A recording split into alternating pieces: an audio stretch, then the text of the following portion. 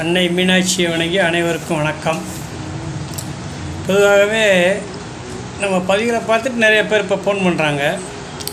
அதில் பார்த்திங்கன்னா ஒருத்தர், ஏன் நீங்கள் பிஏ அஸ்ட்ராலஜி போட்டிருக்கீங்க, படித்ததை வாஸ்தும் பார்க்குறீங்க, என்ன வித்தியாசம், இதுக்குள்ளே உள்ள டிஃப்ரென்ஸ் என்ன, ரெண்டாவது எது பார்க்குறது நல்லது, ரெண்டும் பார்க்குறது நல்லதா, இப்படியெல்லாம் கேட்டிருந்தாங்க. அப்போ நம்ம சொல்லியிருந்தோம் அவங்ககிட்ட. அதை இப்போ உங்களுக்கு சொல்லுவதான் அந்த வீடியோ பதிவுங்க. அதாவது ஜோதிடம் ப்ளஸ் வாஸ்து, இந்த ரெண்டில் ஜோதிடம் என்பது வானத்தில் உள்ள நவக்கிரகங்களை வைத்து கணிப்பது.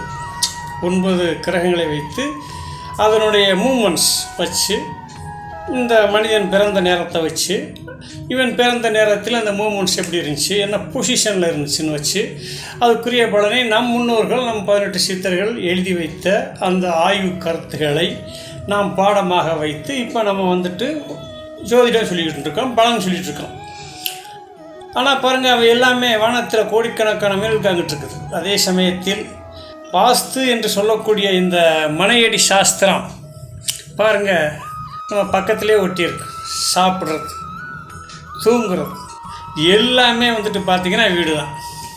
புரியுதுங்களா?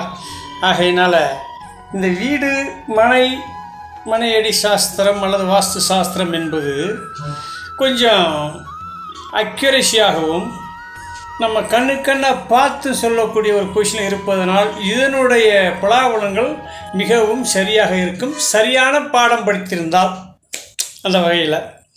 ஆகையினால தான் நம்ம ஜோதிடம் பெற்றிருந்தாலும் வாஸ்துவை பெரும்பான்மை நம்ம எடுத்துக்கொண்டோம். அது மிகச் சரியாக இருக்குது, நல்ல பலனை தருகிறது, சீக்கிரமாகவும் தெளிவாகவும் தெரிகிறது. இப்போ வானத்தினுடைய கணிப்புகள் தவறாக போனால் பலன்களும் தவறாயிடும். ஆனால் வீட்டை நம்ம இப்போ அப்படி இல்லையே, கண்ணாக பார்க்குறோமே, நிலம், அகலம், எங்களுக்குள்ள கிச்சன் இருக்குது, பாத்ரூம் இருக்குது, பெட்ரூம் வைங்கிறது எல்லாம் கண்ணாக பார்க்குறோமே, அப்புறம் எப்படி தப்பு? அதனால தான் இதனுடைய பலன் மிகவும் சிறந்தது என்று அவர்களுக்கு எடுத்து சொன்னவையா. இந்த இடத்துல நம்ம இப்போ ஜோதிடம் என்பது குறைபாடு உடையதா அப்படின்னு ஒரு எண்ணம் வரும். கிடையாது, அது உண்மை. சரியாக நம்ம கணித்திருக்கணும், நூல்கள் படித்துட்டோ இல்லாமல் அனுபவம் எதாக இருந்தாலும் அனுபவ அறிவு வேணும். ஆனால் சித்தர்களினுடைய நூலில் சொல்லக்கூடிய கருத்துக்கள் புறாமே 100க்கு 100 அனுபவம் வாய்ந்ததை சொல்லிக்கொண்டு, வாஸ்து முக்கியமானது, முதலில் இதை பார்த்து கொள்ள வேண்டும். உங்களுடைய செயல்பாடுகள் ஏதாயிரம் தொழில் அல்லது சுபகாரியங்கள் அல்லது கல்வி, இந்த மாதிரி எந்த விஷயங்களாக இருந்தாலும் சரி, உங்களுக்கு வாஸ்து சரியாக இருந்தால் பலம் சரியாக இருக்கும். அதனுடைய குறைபாடுக்கு தகுந்தால் போல் உங்களுக்கு துன்பங்களும் கஷ்டங்களும் தடைகளும் வரும் என்று கூறிக்கொண்டு, வழக்கம் போல் உங்கள் ஈசானியத்தை சுத்தமாக வைத்துக் கொள்ளுங்கள், உங்கள் குலதெய்வத்திற்கு வணங்கிக் கொள்ளுங்கள் என்று கூறிக்கொண்டு அடுத்த பதிவில் பார்ப்பீங்க. வணக்கம்.